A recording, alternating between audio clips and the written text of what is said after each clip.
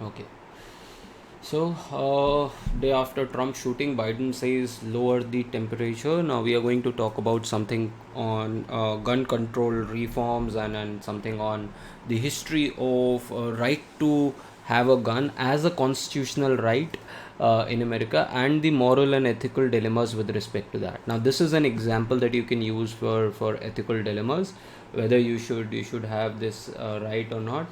Then other news, rain in Spain. Both Alcatraz won the Wimbledon as well as Spain won the Euro. So that's why you see this. Then apart from that, this is an important news. Now, what is this PM Shri and this thing? Now there is this scheme called Prime Minister's Schools for Rising India, PM Shri. Now, the thing is that their education, if you see, is a subject. It's in the concurrent list. If I correct, if I remember it correctly, I think education either is in the state list or in the concurrent list. Now, but what happens is that, let me just check it. Education is in. Education is part of the concurrent list. Yes. So you need to remember these concurrent lists and state lists as well. So if you see, if because it's in the part of concurrent list, both can legislate on that. Now it is also a part of these centrally sponsored schemes. Now you should understand what these centrally sponsored schemes are. Now centrally sponsored schemes are those schemes where the center will give some part of the money of the running of the scheme to the state as well. So in most of the cases, these centrally sponsored schemes are such that 40% of the expenditure has to be borne by the state, and 60% has to be borne by the center. In exceptional cases where a scheme is called as core of core scheme, the ratio becomes 75 is to 25. So you have basically two kinds of schemes under centrally sponsored scheme. One is a 75-25 ratio, which is called as core of core, and the other is called core schemes, which is 60 to 40. Now, these Prime Minister Shri schemes was basically launched for model developing these model schools across the country, which followed the NEP 2020 policy. Now, the school was basically, the idea was to establish a school which had elementary, secondary, and senior levels, and the idea of the school is also about holistic development of the schools, whereby you want to integrate the academics, sports, arts, life, culture, all of that, and then of course equity in terms of bringing everyone into, including marginalized and children with disability, and having a proper quality infrastructure in the school. So all of these are components of a PM Shri school. But a number of states, opposition states like West Bengal, even Tamil Nadu has had a problem, but major problem is with West Bengal, Punjab, and Delhi. All of which says that, see, the we already have good exemplary schools that we have, and we don't need, we don't need to upgrade our schools. And if you want to open more schools, that is fine with us. But just writing PM Shri on the blackboard is not something that we do, that we want. So because of this, the government has stopped funding of a lot of these schools in these particular states. Now what the government has done is, it has curtailed the funding of what is called as this, stop the funds under Samagra Shiksha Abhiyan. Now Samagra Shiksha Abhiyan is a combination of three centrally sponsored schemes. This is something that you should know, that there was something called Sarva Shiksha Abhiyan, which was basically for universalization of elementary education. Then you had Rashtriya Madhyamik Shiksha Abhiyan, which was basically for secondary education, and the teacher education program. So all these three programs were bunched together, and they are under Samagra Shiksha Abhiyan. And most of the teachers, especially like in MCD, in case of Delhi, get their funding, their salaries from this, and that's why there is a problem. You see, there's a huge problem in terms of funding the teacher's salary and the staffer's salary.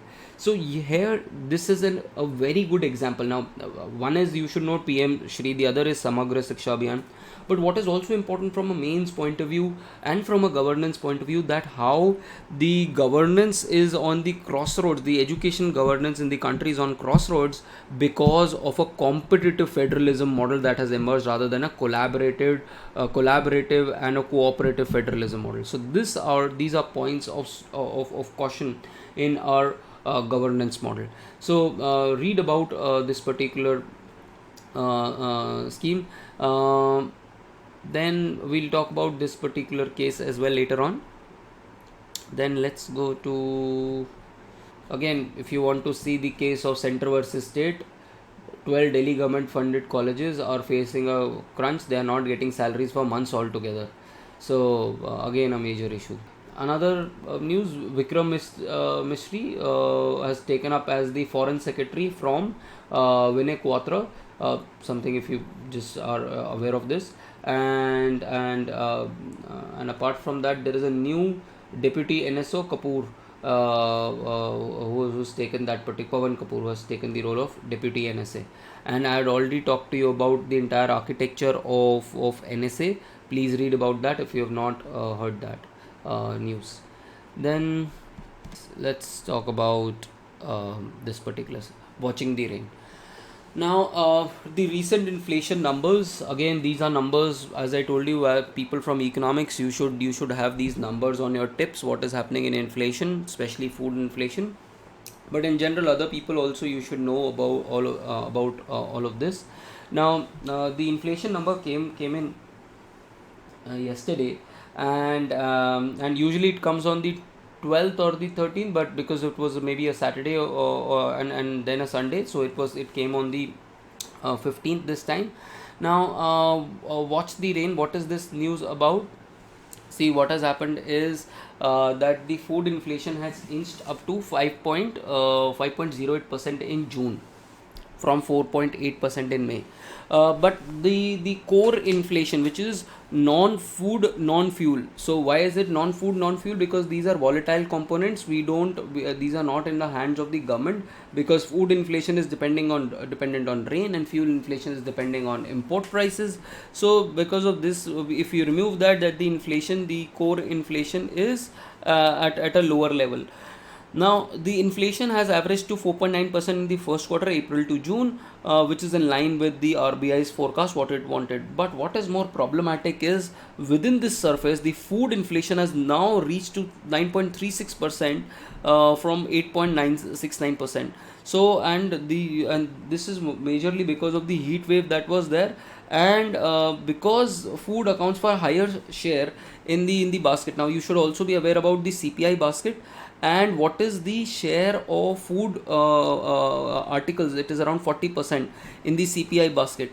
Now, for a poor person, that is for average, for a poor person, the food is much higher percentage of his or food basket.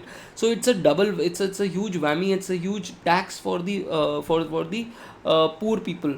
So this is something which is problematic.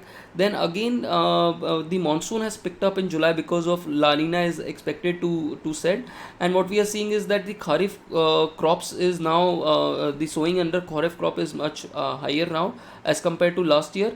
And on the other hand, the non-food inflation is low. Most of the items are below 4%, but there are upside risks that are there with respect to higher crude oil prices, as well as the telecom operators. If you see, your bills will go up, your recharge amounts will go up. So because of that, there is this issue.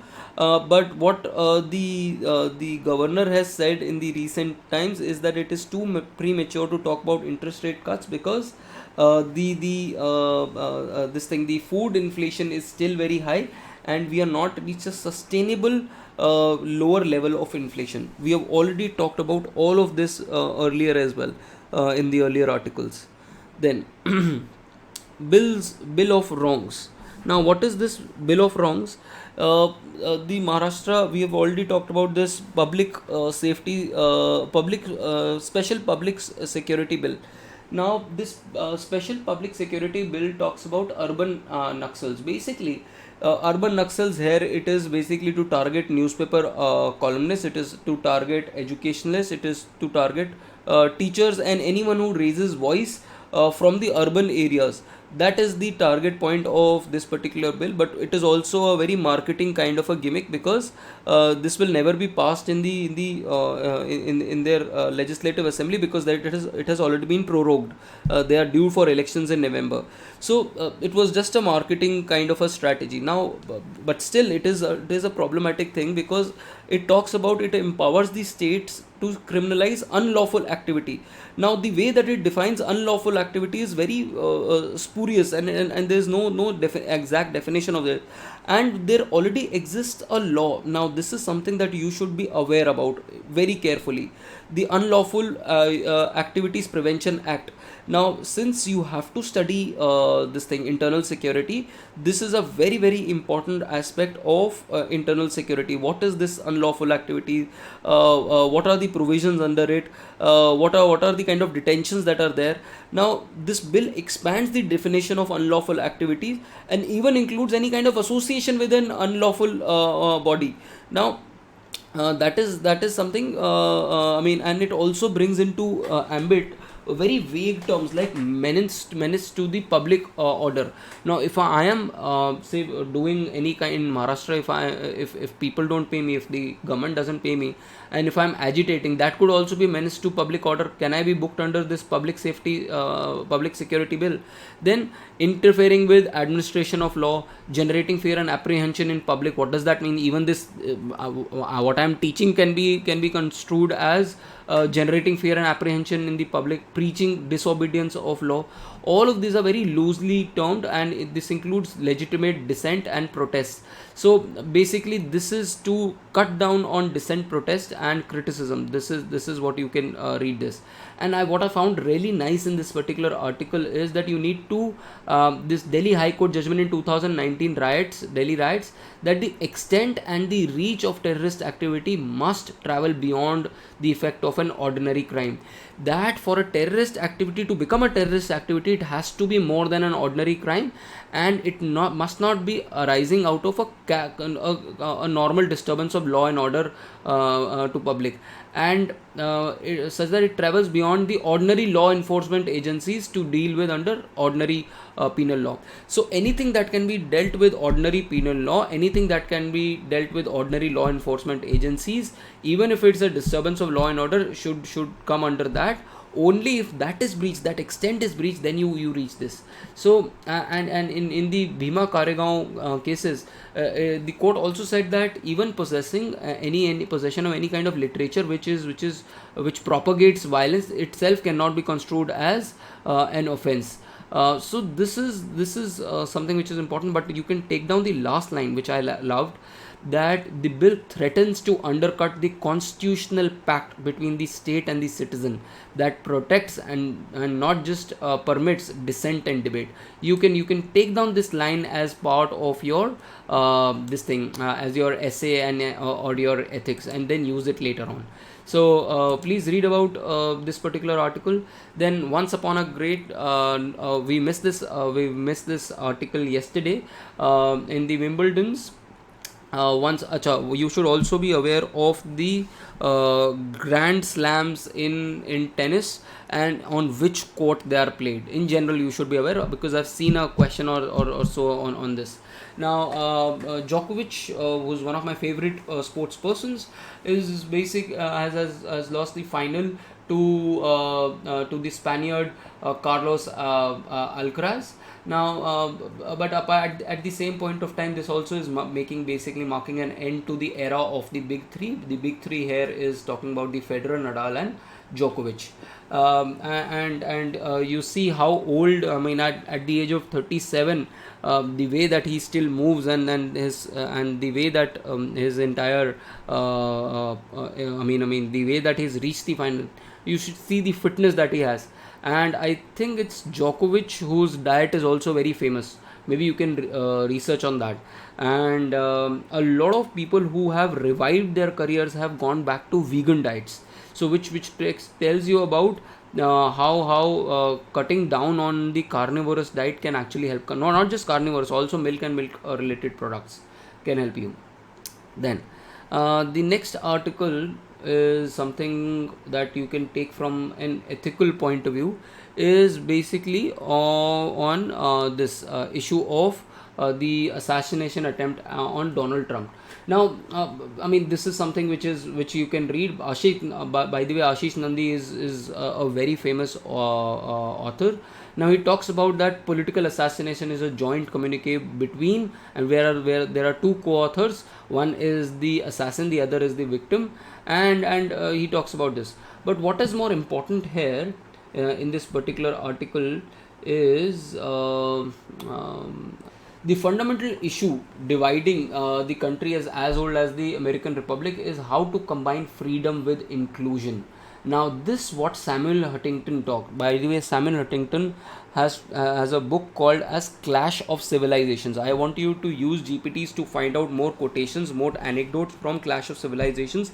It's a beautiful, beautiful book. If you get time, please read this particular book. Now, it talks about that both freedom and inclusion are important components of these creedal passions of America. But earlier they went for a civil war in the 19th century because of the issue of slaves and the issue of whether slaves have the right to vote or not. So basically, as a free society, and then inclusion should be include slaves also in our society or not. That is why they went for a civil war. Now they again have this creedal passion, but this time the issue is voting and immigrants, where should voting be allowed to immigrants, and because of the free flow of immigrants to the American society, is the demography of America changing or not. So this is the new kind of conflict that is generating. But what is even more important in this particular article is that of bearing arms. Now, this US alone is world's only modern world where US allows the bearing of arms as a constitutional right, and the Second Amendment as ratified in 1791. Now, this was given. There were reasons given by the founding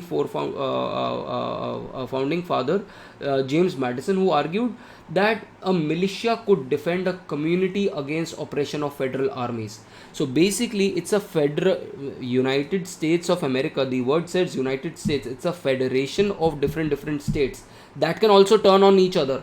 So therefore, even a small a militia with arms can turn against a federal army, and it basically drew lessons from the British colonial rule, where the founding fathers were unwilling to give too much power to national government. So state governments are equally very powerful in case of. That's why you see you have a Supreme Court of each particular state in US as compared to India, where you have one Supreme Court. So then you have the second argument is to do with personal safety. Modern policing came late to US, and it was in 1830 that Boston had the first police force, and then you had New Orleans, and then Cincinnati. But what is more important is all of this was urban policing, whereas security in the vast rural expanse was left to gun owners. And basically in America's South, where essentially policing essentially means slave patrol, so that blacks are able to blacks can be controlled. And in fact, if you see between Republicans and Democrats, you see that whites have more percentage of people who are having guns. Republicans have more guns, people who are identified as Republicans. People in rural areas have more guns. So these are the findings that you have, and that's why you also see the person who had shot President Trump comes from a white Republican and a rural area, and that's why he was that increased the probability of that person having a gun. But what is even more important, if you see, and I will put it as an ethical dilemma as well, that the ethical dilemma with respect to gun control debate, because this firing issue has been troubling this country a lot. And in fact, there is a wonderful movie, if you get time, maybe you can see that. In fact, maybe next week on a Saturday or on a Friday, I will show you this particular movie. This is called Thank You for Smoking. It's a beautiful movie, and it's a very funny movie as well. So now let's come back to ethical dilemmas of gun control debate. Now again, the dilemma whether an individual has the right to own firearms for self defense against the collective need for public safety. Now the more guns that are there, the more public safety goes for a toss. But at the same point of time, if I am in Delhi, I usually have a bat in my back of my car. But if I get a license, I would also like to have a gun, because you don't know, I don't know when I'll need it, and if I need it and I don't have it, that's a major problem, especially in Delhi. So that's a dilemma between self defense and public safety. Then freedom versus regulation is again a dilemma. Constitutional right versus misuse of this. Then cultural identity and modern safety, individual responsibility versus systemic control, which is where in India we have given more weightage to systemic control over individual responsibility. Then you also have an issue of mental health, where a lot of these firings that happen as because of mental health. And then you have immediate solution versus I mean, I'll send you that document that I've created. So all of this basically is something that you can use in your ethics answers as well, ethics debate as well. Now, Christian Khanna captures and illuminates human condition, canvas of life. Now, you can read this particular article, but the research that you need to do is the difference between three kinds of school of thought. Among the latest was the progressive. If you see this particular thing, where is it? Progressive artists group is a school of thought that emerged after the Bombay art. So after the this thing Bengal school. So there have been three major schools: the colonial academic tradition as a source of painting, then the Bengal school, and then you have the progressive artist group. Now progressive artist group was basically established in Bombay in 1947, and it has MF Hussain, SH Raza, then you have this Christian Khanna. All of them are part of this particular school, and it believes in modernism. I mean, it takes inspiration from European techniques as well. For example, Cubism, Expressionism, Surrealism. All of this, I'll send you again a GPT for this, but maybe you can research it on your own as well. And it's a break from the tradition from colonial and revivalist school. It gives idea to individualistic expression of the painter. And apart from that, it has incorporated diverse influences: Western, modern, Indian, and urban themes. And it is known for bold colors and abstract forms, and innovative compositions. As compared to Bengal School of Art, which came in the 20th century, it was led by Abindranath Tagore, brother of Rabindranath Tagore. Now, this school is more of revivalist, which basically wanted to revive the Indian art traditions from drawing from Mughal and Rajput style of paintings, and it basically emphasized Indian themes and aesthetics and national identity, along with mythological themes and spiritual themes. So, and it used light colors as on a palette. So this is the other thing. And the colonial tradition was basically during the 19th century and the earlier 20th century, which was promoted by the government colleges and the some school of thoughts in Bombay as well. And it believed in realism and Western techniques of painting. So this is these are the differences that you should note in terms of these three school of thoughts. So then you can read this article if you want to read, but for me this difference was important. Then let's read this: in the name of flood. Now this is again a issue that can humans, and it also is a governance issue as well as as an ethical issue, and that can floods be averted by embankments. Now I wanted to search about what embankments are. And what happens is, what the article basically says is that floods are a part of life for Assam. That is how nature has decided the topography and the geology of this entire particular region, especially after the major earthquake of 1950. But at the same point of time, there was a committee that was appointed by the government in 1951, which was called as the Garb Committee of Central Water Irrigation and Navigation Commission. Now, this committee basically said that do not build any embankments, because in the nature's economy, land building and drainage or of its basin are two main functions of a river. Very very important line, that every river needs to have land building because it will carry silt, it will build some kind of embankments on its own as well, and drainage, that there should be free flow of water in the river basin. Now once you build embankments, what you do is you try to curtail. I'll show you the picture of how embankments are. This is how you try to embank it. See, if you can see, you are trying to embank. See, this is how you are trying to embank these rivers. Now what happens is that because of this embankment, there is huge siltation that happens. If you can see this, something like this. Now what happens in this case is, let me come back to, because I also wanted to see this. What happens because of this is that now the natural flow of river is has changed. And what had happened is that after this 1950s and 70s, thousands of kilometers of embankment was done. And they basically followed the American and Chinese examples of dikes and embankments. But it is only for those rivers who carry less of silt. But rivers like Brahmaputra, who carry the burden of Himalayas, this is not a good strategy. And because of this, now because people thought it's safe to now build houses near these embankments because it's safe, they built it. And now every year you see a lot of loss of life and livelihood because of this. So embankments basically would restrict the river from flowing in the field. That was the initial this thing. But what has happened is that that this is something that has not been fulfilled. And now they have realized this, that the scale of embankments have changed the relationship between the river and the this thing, and put more lives on stake as compared to the normal way of life.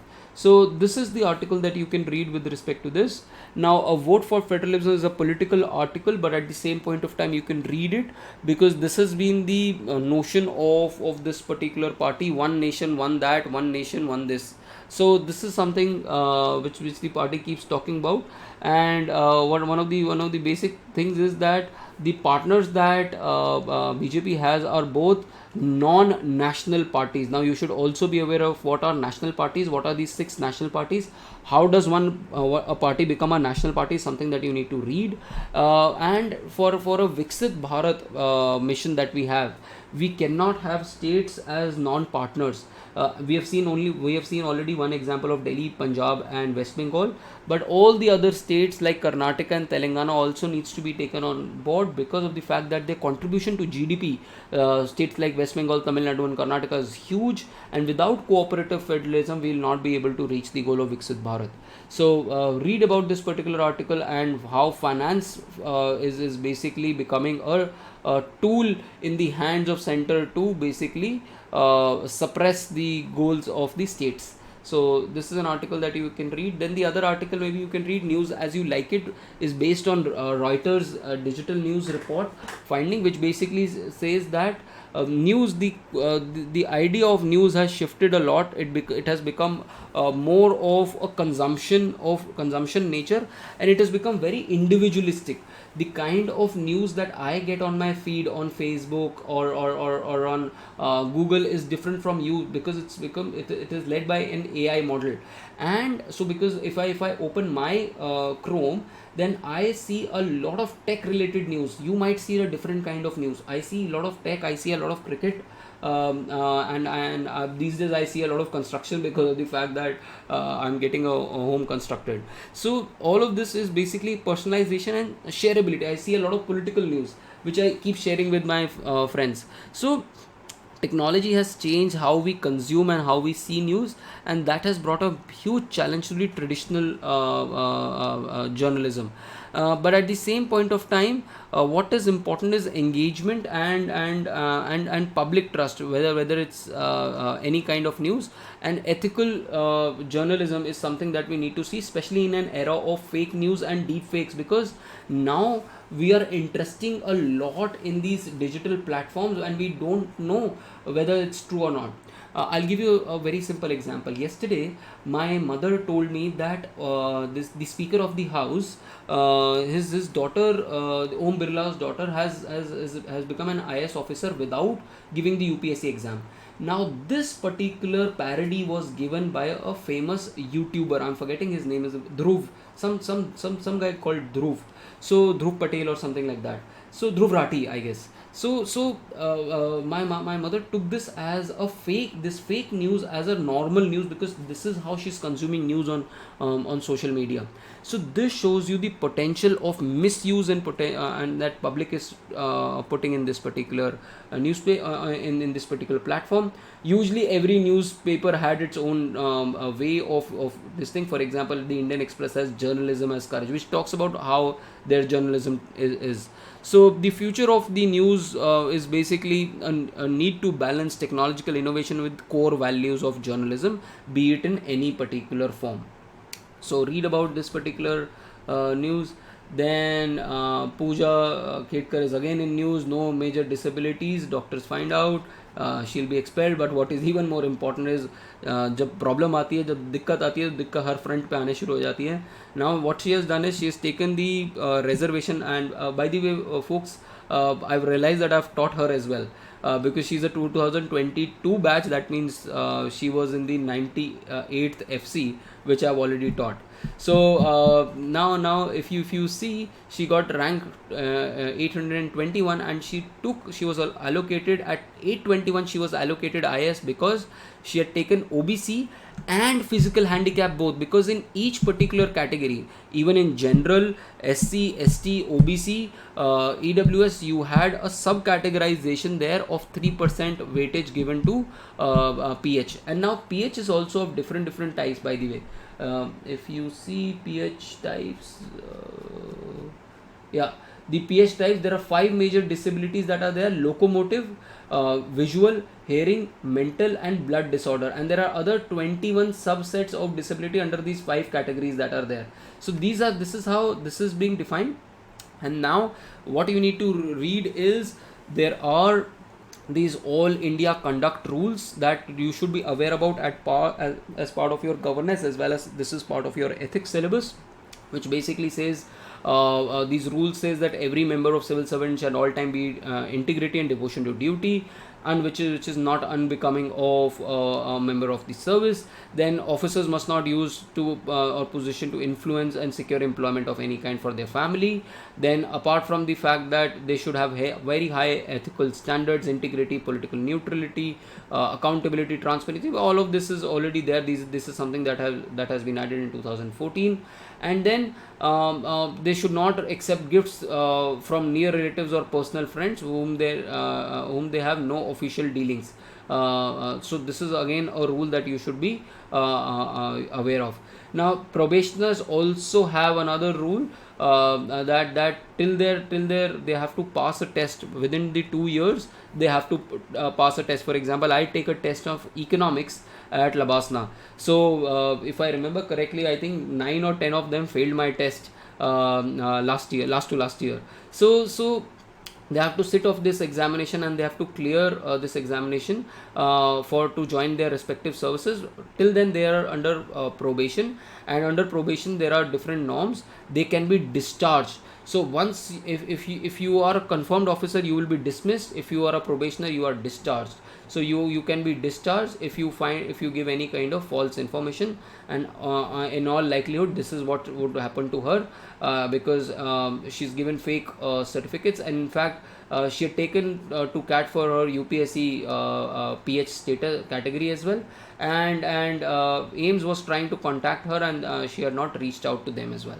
So this is something that is important. Then SC verdict on Assam man humanizing citizenship law is basically this Foreigners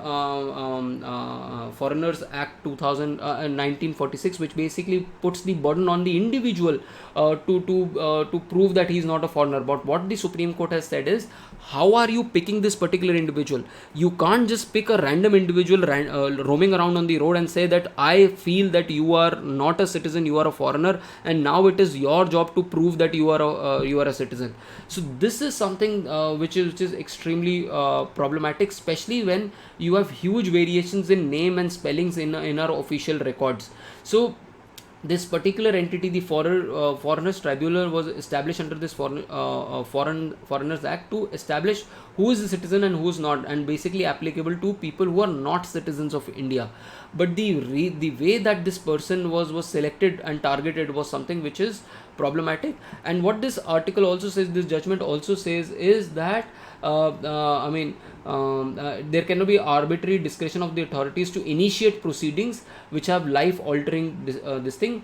But at the same point of time, the court also said that in other cases that the reverse burden of proof, the initial burden which exists on the prosecution, must be satisfied. First tell me that why did you identify this particular person, you also make prove this. So based on this person was declared as a citizen.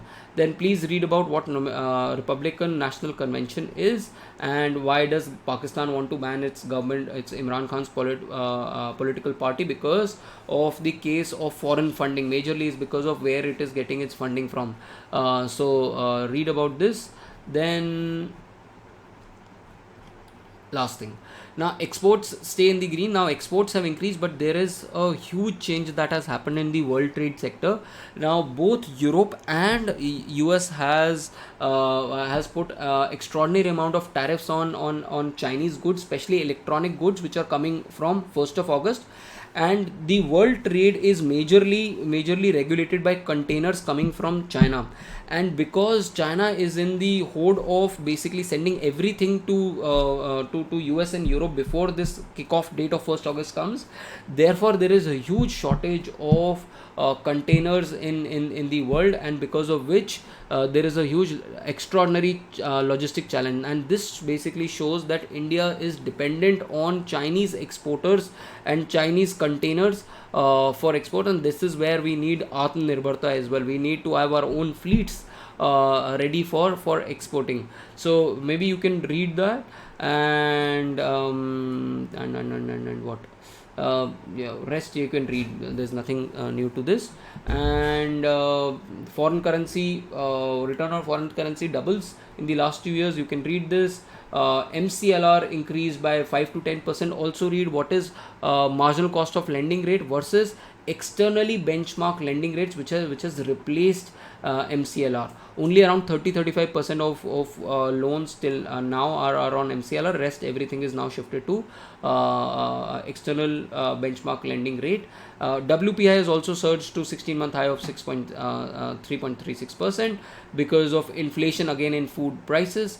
And India should identify, promote digital public infrastructure. Read about what is this digital public infrastructure, where you have this is talking about.